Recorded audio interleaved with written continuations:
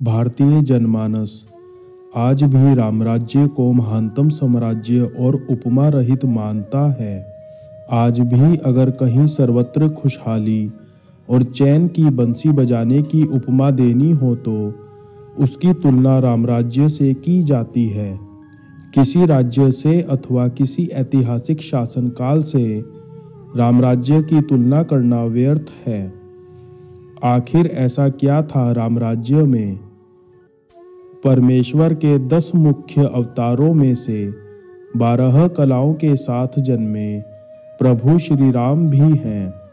रावण जैसे महाशक्तिशाली अधर्मी और क्रूर कर्मा को उसके परिवार समेत नेस्त नाबूद करने वाले प्रभु श्री राम ने अयोध्या लौटने के बाद 10,000 वर्षों तक शासन किया था।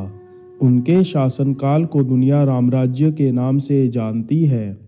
वाल्मीकि कृत रामायण के उत्तरकांड में रामराज्य से संबंधित कई घटनाएं दी हुई हैं, जो न केवल ऐतिहासिक बल्कि धार्मिक दृष्टि से भी महत्वपूर्ण हैं।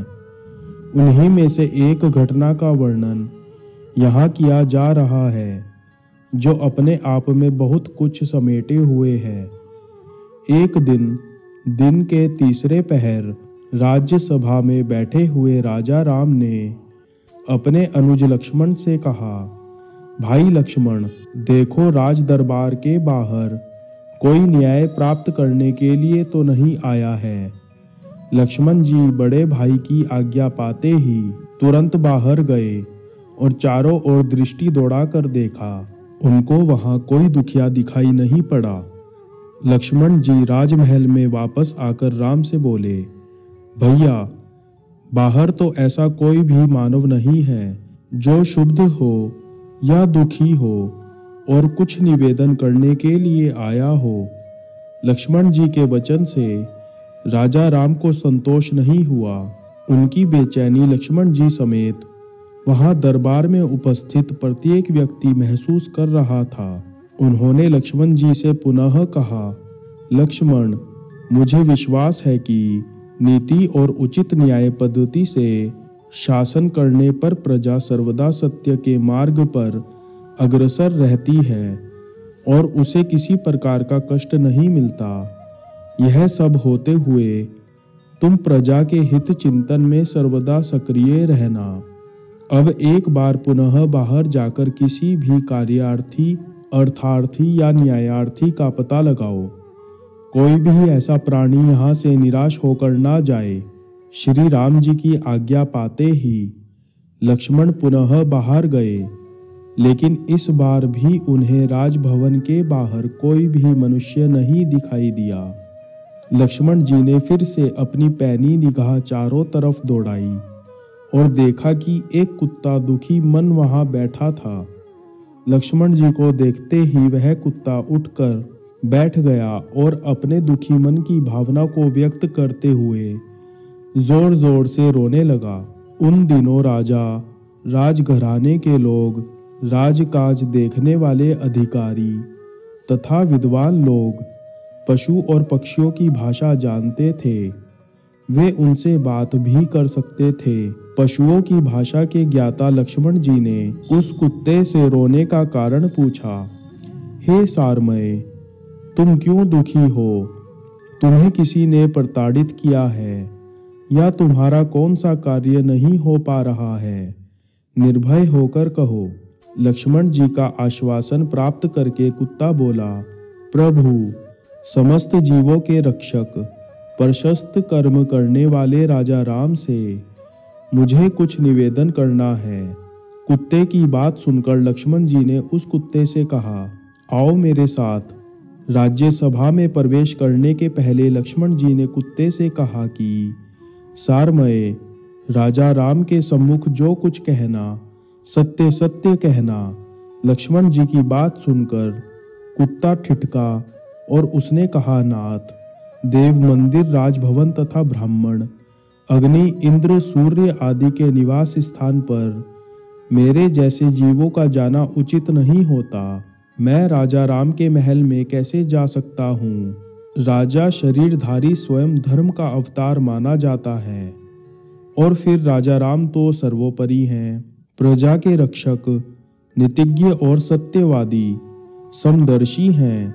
वही चंद्र, सूर्य, वरुण और अग्नि हैं। श्री लक्ष्मण, आप तुरंत राजा राम से मेरे लिए आज्ञा प्राप्त कीजिए। बिना उनकी आज्ञा के मैं उनकी राज्यसभा में प्रवेश नहीं कर सकता। लक्ष्मण तुरंत राजभवन में आए और राजा राम से बोले, भैया, राजभवन के बाहर एक कुत्ता है, वह आपसे कुछ निवेदन करना चाहता है, प्रतीक्षा कर रहा है। यदि आज्ञा हो तो उसे राजमहल में बुला लूं। लक्ष्मण का कथन सुनकर राम ने तुरंत लक्ष्मण से कहा, लक्ष्मण, तुरंत उस सारमय को राजभवन के अंदर ले आओ। उसे मुझसे न्याय प्राप्त करने का पूरा अधिकार है। राज्य का कोई भी जीव हो, उसको मुझसे निवेदन करने और न्याय प्राप्त करने का मानव की ही भांति अधिकार है। लक्ष्मण जी कुत्ते को लेकर राजभवन में पहुंचे। राजा राम के पास पहुंचते ही वह कुत्ता आश्वस्त हो गया। श्री राम ने कुत्ते से पूछा, सारमय, तुम्हें जो कुछ भी कहना है निडर होकर कहो। कुत्ते के सिर पर चोट थी। उसके सिर पर लगी चोट को देखकर राम का ध्यान उधर आकृष्ट हो गया। श्री राम का ध्यान अपनी ओर आकृष्ट देखकर कुत्ते ने उनसे निवेदन किया, प्रभु, राजा ही समस्त प्राणियों का रक्षक और स्वामी होता है। प्रजा जब सोती है तब राजा जागकर प्रजा की रक्षा करता है। हे राघव, आप तो समस्त प्राणियों के प्राण हैं। आप ही हमारे कर्ता धर्ता और रक्षक हैं, त्राता हैं, विधाता हैं। आप श्रेष्ठ जनों द्वारा आचरित कर्म करते हैं। आप धर्मात्मा और सद्गुणों के सागर हैं। यदि मैंने कोई अनुचित बात यहाँ पर कह दी या आगे मेरी जीभा से निकल जाए तो आप उसे क्षमा कर दें। मैं सिर झुकाकर आपका अभिवादन करता हूँ। स्वान के मुख से यह वचन सुनकर श्री राम थोड़ा अधीर होकर गंभीर वाणी में स्वान से बोले, हे सारमय, शीघ्र निडर होकर बोलो, तुम क्या चाहते हो। कुत्ता बोला, हे राजन, धर्म से ही राज्य की प्राप्ति होती है, धर्म से ही प्रजा का पालन होता है और धर्म से ही राजा प्रजा वत्सल और शरणागत वत्सल बनता है। राजा प्रजा के समस्त भय को दूर करता है। इन सारी बातों को ध्यान में रखकर मेरा जो कार्य है उसे आप समझ लें। सर्वार्थ सिद्ध नाम का एक ब्राह्मण है, वह भिक्षावृत्ति करता है। उसने बिना अपराध मेरा सिर फोड़ डाला है। कुत्ते की बात सुनकर राजा राम ने तत्काल उस ब्राह्मण को बुलाने के लिए राज कर्मचारी को भेजा और वो तुरंत ही ब्राह्मण को बुला लाया। ब्राह्मण राजा राम की राजसभा में उपस्थित हुआ। राजा राम के पास पहुंचकर ब्राह्मण बोला, राजन, आपने मुझे किस कारणवश बुलाया है। गंभीर वाणी में राम ने ब्राह्मण से पूछा, ब्राह्मण देव, आपने इस कुत्ते को क्यों मारा। जान पड़ता है कि आपने क्रोधावेश में ही ऐसा पाप किया है। क्रोध मानव को धर्म रहित बना देता है। श्री राम की धर्म परक बात सुनकर वह ब्राह्मण बोला, हे राम, यह सत्य है कि मैंने क्रोधावेश में ही इस कुत्ते को मारा है। मैं उस समय भिक्षा के लिए भ्रमण कर रहा था। यह कुत्ता बीच मार्ग में बैठा था। सुबह से भिक्षा उस समय तक नहीं मिली थी, अतः मैं कुछ खिन्न था। मुझे भूख भी लगी थी। मैंने इसे मार्ग से हट जाने को कहा, किंतु यह मार्ग से नहीं हटा। मैं भूखा तो था ही, क्रोध आ गया मुझे और उसी क्रोध में मैं इसे मार बैठा। मैं अवश्य दोषी हूँ और इसे स्वीकार करता हूँ। इस अपराध का आप जो भी दंड देंगे वो मुझे स्वीकार्य होगा। आपसे दंड पाने के बाद मुझे नरकगामी होने का भय नहीं रहेगा। ब्राह्मण की बात सुनकर राजा राम अपने सभी सभासदों से पूछने लगे, इस ब्राह्मण को क्या दंड दिया जा सकता है। उस समय राम की सभा में कुलगुरु वशिष्ठ, ऋषि भृगु, कुत्स, अंगिरा आदि श्रेष्ठ विद्वान उपस्थित थे। सबने अपना अपना निर्णय सुनाया। लगभग सभी का निर्णय यही था कि राजन, ब्राह्मण अवध्य होता है, किंतु आप यह भी जान ले कि राजा शासक तो होता ही है, सबका शिक्षक भी होता है। आप स्वयं परमात्मा के अंश हैं, शरणागत वत्सल हैं। उस समय सभा के सभासदों के मनोभाव को जानकर वो कुत्ता अचानक बीच में ही बोल उठा, हे राजन, यदि आप मुझ पर प्रसन्न हैं तो कृपा करके आप मेरा मनोरथ सिद्ध करें। आपने पहले ही मुझे आश्वस्त कर दिया है। हे प्रभु, आप इस ब्राह्मण को कालिंजर के मठ का महंत बना दें। कुत्ते के मुख से ऐसी बात सुनकर राम मुस्कुराए, लेकिन बाकी सभा चकित थी। दंड के रूप में कालिंजर का मठाधीश बनाए जाने के अनुरोध का रहस्य वहां कोई नहीं जान सका।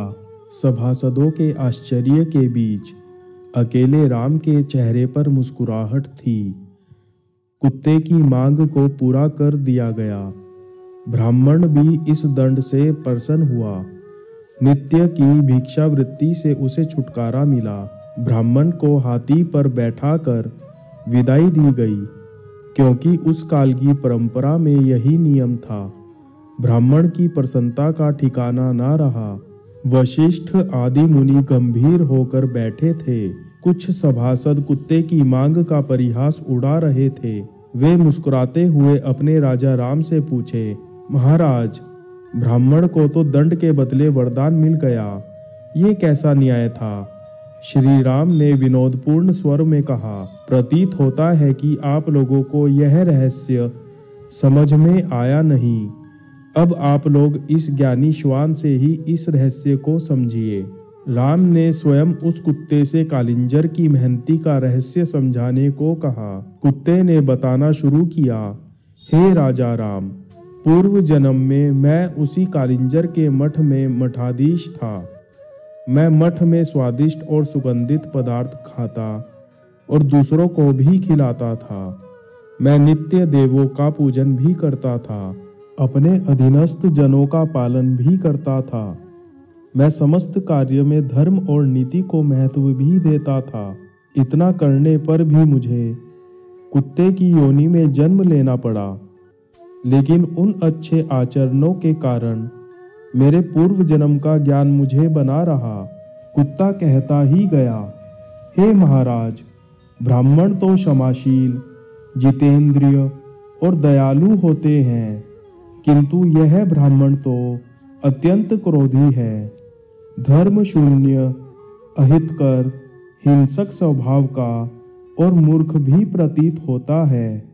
वहां का महंत बनकर तो ये अपने माता तथा पिता के कुलों को भी नरक में ले जा सकता है। हे राजन, चाहे कैसी भी स्थिति क्यों ना आ जाए, ज्ञानी मनुष्य को किसी भी स्थान की मेहनती स्वीकार नहीं करनी चाहिए। हे प्रभु, जिसको बंधु बांधवों सहित नरक में भेजना हो, उसे देव, गौ और ब्राह्मण के अधिष्ठान का महंत बना देना चाहिए। हे सर्वज्ञ, जो देव, बालक, स्त्री तथा ब्राह्मण के लिए अर्पित धन को स्वयं भोगता है, वह निश्चय ही नरक में जाता है या नरक तुल्य कष्ट भोगता है। कुत्ते की बात सुनकर राजा राम गदगद हो गए और कुछ विस्मित भी हुए, लेकिन सारी सभा स्तब्ध थी। इस रहस्य का उद्घाटन करने के बाद वह कुत्ता जहां से आया था वहीं चला गया। कुछ समय पहले कुत्ते के न्याय का परिहास करने वाले सभासद अब मौन थे।